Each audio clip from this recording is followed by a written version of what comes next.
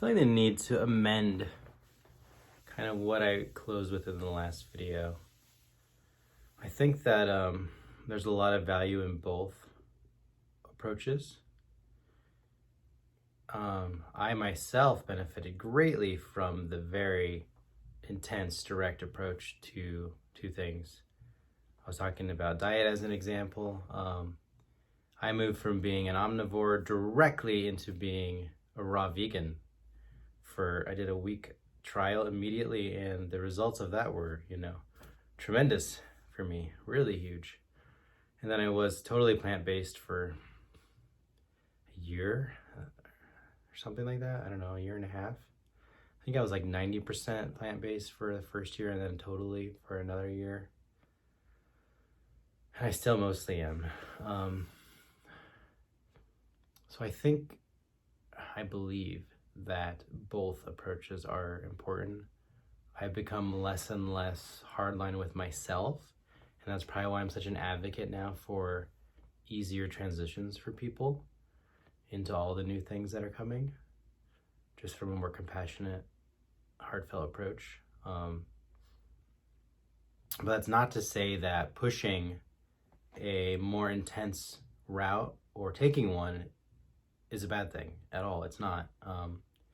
It can be very, very empowering and expansive for people. And for some people, it's exactly the right thing. It's going to probably be a smaller number of people because the majority is going to need this slower kind of approach. But both of these are important.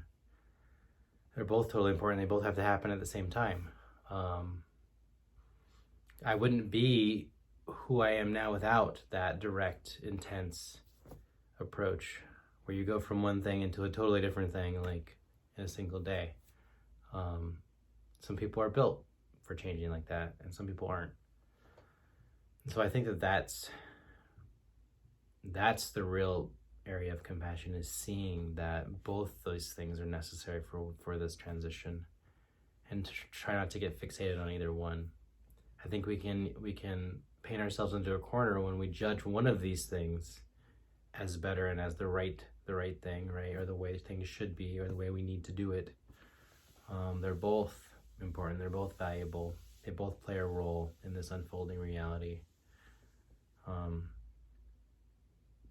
Yeah. I feel like I came across a little bit as saying, like, poo-pooing the direct approach, the thing that I've been an example of, these last 5 years, is that tiger style, take the leap, do the big massive change. And maybe it's been a little hard on me and I'm just coming to terms with that now, that I pushed really hard. Not that it wasn't worth it, not that I would change it, I wouldn't, but it has given me this different perspective that there is another way, especially with the conscious uncoupling. I can see how there can be a different way to do this, where you can slowly and gradually release things and change in a way that's so much easier. And I know so many people that it would need to be that way for them. It wouldn't happen the way that I did it. That is not a one size fits all approach, this dramatic shift of realities. Some people, yes. Most people, I believe, no. They need the more compassionate, slow approach. So I think it requires balance in both these ways, and it's really do what you're called to do as an individual. If you are called to be intense in your transition and to share that with others and encourage others to be intense, perfect.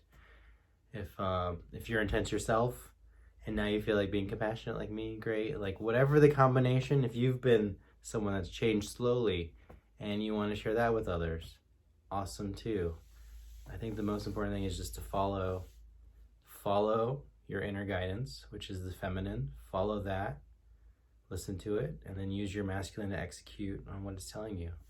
And the rest will be history. So it's a balanced approach, I believe. Thanks.